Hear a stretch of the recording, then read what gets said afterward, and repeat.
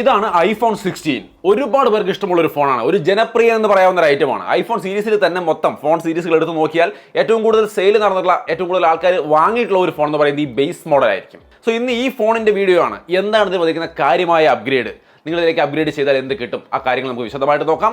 Pros and cons, ഇതിലുള്ള നല്ലതും മോശവുമായ രണ്ട് വശങ്ങളും ഞാൻ പറയുന്നുണ്ട്. സോ ഒരു താല്പര്യം മനസ്സിലുണ്ടെങ്കിൽ കണ്ടു നോക്കൂ, എന്നിട്ട് നിങ്ങളുടെ അഭിപ്രായം തീർച്ചയായിട്ടും കമന്റ് ആയിട്ട് ഷെയർ ചെയ്യൂ. സോ ആദ്യം ഒരു ക്വിക്ക് അൺബോക്സിംഗ്. ഈ കാണുന്നതാണ് ഐഫോൺ 16 ബോക്സ്. അൾട്രാ മറൈൻ എന്ന് പറയുന്ന കളറാണ് നമുക്ക് കിട്ടിയിരിക്കുന്നത്. സോ ഇതാണ് ഐഫോൺ 16 ഡിസൈൻ. നിങ്ങൾക്ക് ഇവിടെ കാണാം പുതിയ രീതിയിലേക്ക് അലൈൻ ചെയ്തിരിക്കുന്ന ക്യാമറ മോഡ്യൂൾ. ഇതാണ് ഇതിന്റെ ഡിസൈൻ ചേഞ്ച്. ഇതിന്റെ ഉദ്ദേശം സ്പേഷ്യൽ ഫോട്ടോസ്, സ്പേഷ്യൽ വീഡിയോസ് പോലുള്ള ആ ഒരു 3D സംവിധാനം, നമ്മുടെ വിഷൻ പ്രോയിലേക്കുള്ള 3D സംവിധാനത്തിലുള്ള ഫോട്ടോസും വീഡിയോസും എടുക്കാൻ ഈ ഒരു രീതിയിൽ അലൈൻ ചെയ്താലേ പറ്റുള്ളൂ. അതുകൊണ്ടാണ് ഇങ്ങനെ മാറ്റിയിരിക്കുന്നത്. വേറെ കാര്യമായ ഡിസൈൻ ചേഞ്ച് ഒന്നുമില്ല. ഇതിലേക്ക് വരാം. അതിന് മുമ്പ് ബോക്സിൽ ഒരു ബ്രൈഡഡ് ചാർജിംഗ് കേബിൾ കൊടുത്തിട്ടുണ്ട്. ഒപ്പം തന്നെ ഒരു സിം ടൂൾ ഉണ്ട്. പിന്നെ ഒരു ഓവൽ ഷേപ്പിലുള്ള ഒരു ഡോക്യുമെന്റ്സും. ഇത്രയും കാര്യങ്ങളേ ഉള്ളൂ. ഇതിലും ഇത്തവണ ഈ സ്റ്റിക്കർ, ആപ്പിൾ സ്റ്റിക്കർ വെച്ചിട്ടില്ല. ഇതാണ് ഐഫോൺ 16 ഫോൺ. നമ്മൾ ഡിസൈനെ കുറിച്ച് പറഞ്ഞു. ഇതിന്റെ ഒരു ഓവർവ്യൂ നോക്കിയാൽ താഴെ സ്പീക്കർ ഗില്ല് USB 2 തന്നെയാണ്. കാര്യമായ അപ്ഗ്രേഡ് ഒന്നും അവിടെ ഇല്ല. ലെഫ്റ്റ് സൈഡിൽ action button, volume button, SIM tray, physical SIM ഒരെണ്ണം, ഈ സിം ഒരെണ്ണം, ആ രീതിയിൽ തന്നെയാണ് ഇവിടെയും നമുക്ക് വരുന്നത്. ആക്ഷൻ ബട്ടൺ കംപ്ലീറ്റ് ആയിട്ടും കസ്റ്റമൈസ് ചെയ്യാവുന്നതാണ്. നമുക്കിവിടെ കാണാം പലതരത്തിലുള്ള ഷസാം മ്യൂസിക് ആപ്ലിക്കേഷൻ അടക്കമുള്ള ട്രാൻസ്ലേറ്റോ എന്ത് വേണമെങ്കിലും അതൊക്കെ ഇതിലേക്ക് അസൈൻ ചെയ്യാം ഈ ആക്ഷൻ ബട്ടണിലേക്ക്. ഇനി ടോപ്പിൽ പ്രത്യേകിച്ച് ഒന്നുമില്ല.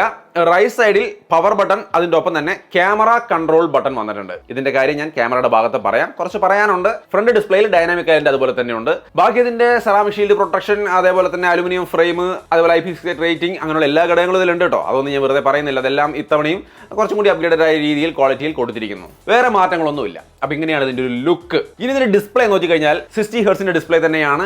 ബ്രൈറ്റ്നസ് വന്നിട്ട് യാതൊരു വ്യത്യാസമില്ല. 2000 നിറ്റ്സിന്റെ ബ്രൈറ്റ്നസ് തന്നെയാണ് കൊടുത്തിരിക്കുന്നത്.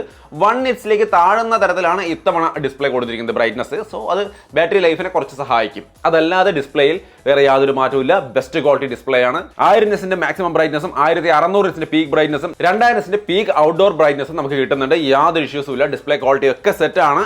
ആകെ ഒരു വിഷമം തോന്നിയത് ഈ 60 ഹെർട്സേ ഉള്ളൂ ഈ വിലയ്ക്ക് എന്നുള്ളതാണ്. അടുത്ത വർഷം 120 ഹെർട്സിന്റെ ഡിസ്പ്ലേ മറ്റുമായിട്ടൊക്കെ ആപ്പിൾ വരുമെന്നാണ് മനസ്സിലാവുന്നത് ഐഫോൺ 17-ൽ. ഇതിലെന്തായാലും ഈ കാണുന്ന തരത്തിലാണ് ഡിസ്പ്ലേ. നിങ്ങളുടെ അഭിപ്രായം തീർച്ചയായിട്ടും ഇതും കമന്റ് ആയിട്ട് ഷെയർ ചെയ്യാം. എല്ലാവരും കമന്റ് കൂടി നോക്കുക. അപ്പോൾ ഈ കാര്യങ്ങളൊന്നും മാറ്റങ്ങളില്ല. ഇനി മാറ്റങ്ങളിലേക്ക് വരാം.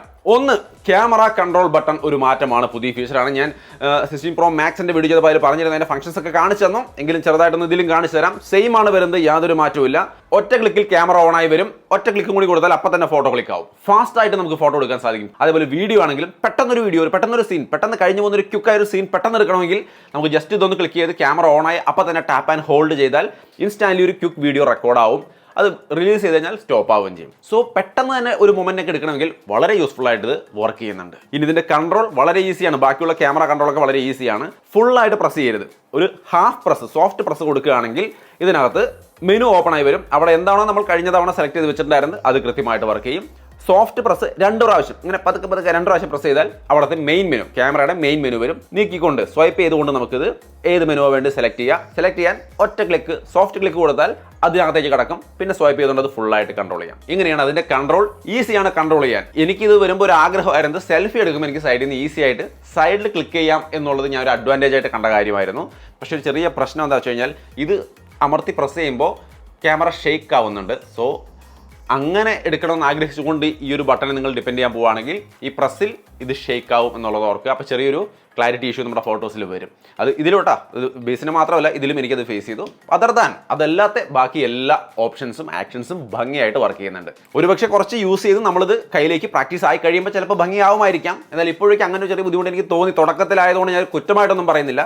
നിങ്ങൾ എക്സ്പീരിയൻസ് ചെയ്തിട്ട് നിങ്ങളുടെ അഭിപ്രായം പറയാം. പിന്നെ ഒരു കാര്യം, ഈ കേസ് ഇട്ട് കഴിഞ്ഞാൽ ഇത് എങ്ങനെ വർക്ക് ചെയ്യും എന്നുള്ള കാര്യം പലരും ചോദിക്കുന്നുണ്ട്. ആപ്പിളിന്റെ ഒറിജിനൽ കേസ് തന്നെ ഞാൻ എടുത്തിട്ടുണ്ട്. അതിലിവിടെ ഒരു ചെറിയ ഒരു പാഡിംഗ് പോലെയൊക്കെ ഉണ്ട്. അതായത് ഈ സെൻസർ, ആ ഒരു സെൻസർ കൃത്യമായിട്ട് കേസിലും വരുന്ന പോലെയാണ് കൊടുത്തിരിക്കുന്നത്. ഒരു ഗ്ലാസിന്റെ എന്തോ ഒരു സംഭവം കൊടുത്തിട്ടുണ്ട്.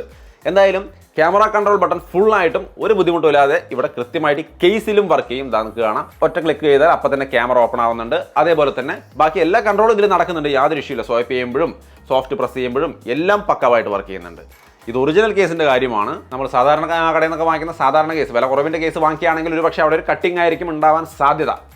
സോ അത് മാത്രം ഒന്ന് മൈൻഡ് വെക്കുക. ഒറിജിനൽ കേസിൽ ഇത് പക്കാവായിട്ട് വർക്ക് ചെയ്യുന്നുണ്ട്. ഞാൻ ചെക്ക് ചെയ്തു. സോ ഒരുപാട് പേര് ചോദിക്കുന്നുണ്ടായിരുന്നു കേസ് ഇടുമ്പോൾ ഈ ക്യാമറ കൺട്രോൾ എങ്ങനെ വർക്ക് ചെയ്യുമെന്ന്. വർക്ക് ചെയ്യുന്നുണ്ട്. ഒറിജിനൽ കേസിൽ ഇത് ഭംഗിയായിട്ട് വർക്ക് ചെയ്യുന്നുണ്ട്. സോ അതാണ് ക്യാമറ കൺട്രോൾ ബട്ടൺ. ഇനി ക്യാമറ സാമ്പിൾസ് കുറച്ചുകൂടെ കാണാം. നല്ല രീതിക്കുള്ള ഫോട്ടോസും വീഡിയോസും തന്നെയാണ് കിട്ടുന്നത്. വീഡിയോസിലൊന്നും ഒരു പ്രശ്നമില്ല, നമുക്കറിയാം, നിങ്ങൾക്ക് ഇവിടെ കാണാം വീഡിയോ സാമ്പിളൊക്കെ നന്നായിട്ടാണ് കിട്ടിയിരിക്കുന്നത്.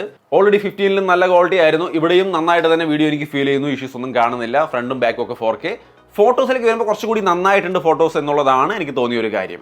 നിങ്ങൾക്ക് എന്ത് തോന്നിയെന്നുള്ളത് നിങ്ങൾ കമൻറ്റായിട്ട് ഷെയർ ചെയ്യാം. തീർച്ചയായിട്ടും നന്നായിരിക്കുന്നു. പിന്നെ ഈ ക്യാമറയുടെ കാര്യത്തിൽ പറഞ്ഞ പോലെ സ്പെഷ്യൽ ഫോട്ടോസ്, സ്പെഷ്യൽ വീഡിയോസ് ഒക്കെ എടുക്കാൻ സാധിക്കും. അത് കാണാൻ വിഷൻ വേണ്ടി വരും. പിന്നെ കൂടാണ്ട് മാക്രോ ഫോട്ടോസും നമുക്ക് എടുക്കാൻ സാധിക്കും. പിന്നെ വേറൊരു കാര്യം നല്ലത് കണ്ടത് ഇതിന്റെ എഡിറ്റിംഗ് ആണ്. നമ്മൾ എഡിറ്റിംഗിലേക്ക് വന്നു കഴിഞ്ഞാൽ സ്റ്റൈൽ എന്നുള്ള ഭാഗത്ത് ക്ലിക്ക് ചെയ്താൽ ലെഫ്റ്റ് സൈഡിലേക്ക് ഒരു 4-5 സ്റ്റൈലും അപ്പുറത്തോടെ ഒരു 5-8 സ്റ്റൈലും വേറെയും കൊടുത്തിട്ടുണ്ട്. പലതരം ഫിൽറ്ററുകൾ നിങ്ങൾക്ക് ആവശ്യാനുസരണം ഉപയോഗിക്കാം.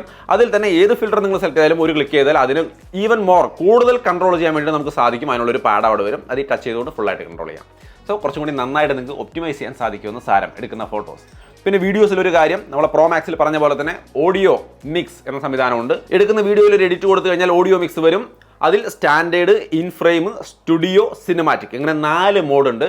ഇതിൽ ഇൻഫ്രെയിം എന്ന് പറഞ്ഞാൽ ഫ്രെയിമിലുള്ള ആൾക്കാരുടെ സൗണ്ട് മാത്രം ഫോക്കസ് ചെയ്യുന്നു. അതുപോലെ സ്റ്റുഡിയോ എന്ന് പറഞ്ഞാൽ എല്ലാ നോയ്സും കട്ട് ചെയ്ത് ക്ലിയർ ആക്കാൻ ശ്രമിക്കുന്നു. സിനിമാറ്റിക് എന്ന് പറയുമ്പോൾ എല്ലാ സൗണ്ടും വരുത്താൻ ശ്രമിക്കുന്നു, ഉൾപ്പെടുത്താൻ ശ്രമിക്കുന്നു. അതാണ് അതിന്റെ റിസൾട്ട്. ഞാൻ എല്ലാ മോഡിലും ഇടുന്നുണ്ട്, കണ്ടു നോക്കൂ സാമ്പിൾ. ഇതാണ് ഓഡിയോ. നമ്മൾ എടുക്കുന്ന വീഡിയോയുടെ ഓഡിയോയുടെ ക്വാളിറ്റിയാണ് ശ്രദ്ധിക്കേണ്ടത്.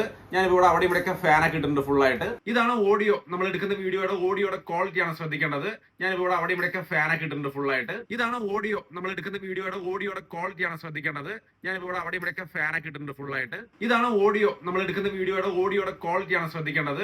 ഞാൻ ഇവിടെ അവിടെ ഇവിടെയൊക്കെ ഫാനൊക്കെ ഇട്ടിട്ടുണ്ട് ഫുള്ളായിട്ട്. എങ്ങനെയുണ്ട് നിങ്ങൾ പറയാം. എനിക്ക് അത്ര അങ്ങോട്ട് രസമായിട്ട് തോന്നിയില്ല. ഒരുപക്ഷെ ഉപയോഗിച്ച് വരുമ്പോൾ ഇഷ്ടപ്പെടുമോ എന്നുള്ള കാര്യം ഞാൻ കുറച്ചധികം ഉപയോഗിച്ചിട്ട് പറയാം. ഇപ്പോഴേക്ക് നിങ്ങൾ പറയാം എങ്ങനെയുണ്ടെന്നുള്ളത്. ഇനി ഇതിന്റെ ബാറ്ററി നോക്കിയാൽ കഴിഞ്ഞ വർഷത്തെ അപേക്ഷിച്ച് ഒരു 2 അവറിന്റെ ബാറ്ററി ലൈഫ് കൂടുതലുണ്ടെന്നാണ് കമ്പനി പറയുന്നത്. അതൊരു വലിയ അപ്ഗ്രേഡ് അല്ല, എങ്കിലും സ്ലൈറ്റ്ലി ബെറ്റർ ആയി ബാറ്ററി ലൈഫ് കിട്ടും. ഇത് കൂടാണ്ട് ഇതിന്റെ മെയിൻ സംഭവം, ഒരുപാട് പേര് ഗെയിം കളിക്കുന്നവരൊക്കെ ഈ ഒരു ഫോൺ എടുക്കുന്നതിന്റെ കാര്യം പെർഫോമൻസ് ആണ്. A18 Pro തീർച്ചയായിട്ടും കഴിഞ്ഞ വർഷത്തേക്കാൾ ബെറ്റർ ആയ പ്രോസസ്സറാണ്. A16 ആയിരുന്നു ഉണ്ടായിരുന്നത്, 17 സ്കിപ്പ് ചെയ്ത് 18ലേക്ക് വന്നിരിക്കുന്നു. തീർച്ചയായിട്ടും ഡീസൻ്റ് ആയ ഒരു സെറ്റപ്പാണ്. 18ഉം 18 Proയും തമ്മിൽ വലിയ മാരകമായ വ്യത്യാസമൊന്നുമില്ല. അതുകൊണ്ട് തന്നെ നിങ്ങൾക്ക് ഏകദേശം ഒരു ടോപ്പ് ലെവൽ പെർഫോമൻസ് തന്നെ ഈ ഒരു പ്രോസസ്സർ തരും. ഗെയിമൊക്കെ ഞാനിവിടെ കളിക്കുന്നുണ്ട്, നിങ്ങൾക്ക് കാണാം. നൈസായിട്ട് കളിക്കാൻ പറ്റുന്നുണ്ട്, യാതൊരു ഇഷ്യൂസും ഇല്ല. 60 ഹെർട്സിനെയാണ് ഡിസ്പ്ലേ. സോ 90 FPS സപ്പോർട്ട് ചെയ്യുമെന്ന് ചോദിക്കുന്നതിൽ യാതൊരു പ്രസക്തിയും ഇല്ല. ആ ഒരു രീതിയിൽ ഡീസൻ്റ് ആയിട്ട് കളിക്കാൻ പറ്റും. ഐഫോൺ പെർഫോമൻസിന്റെ കാര്യത്തിൽ അപ്ഗ്രേഡഡ് ആണ്. ക്യാമറ കൺട്രോൾ ബട്ടണൊക്കെ 2ാമതേ വരുള്ളൂ. സോ പെർഫോമൻസ് അടിപൊളി. സോ ഇതെല്ലാം നമ്മൾ പറഞ്ഞു. ഇനി ഈ സീരീസിലെ ഏറ്റവും വലിയ താരം എന്ന് പറയുന്നത് ആപ്പിൾ ഇന്റലിജൻസ് ആണ്. ഇപ്പോഴേക്ക് ഇതിലില്ല, അടുത്തൊരു മാസത്തിനുള്ളിൽ വരും. അതിനെക്കുറിച്ച് വിശദമായ വീഡിയോ നമ്മൾ ഇട്ടിട്ടുണ്ട്, ലിങ്ക് ഇവിടെ കൊടുക്കുന്നുണ്ട്.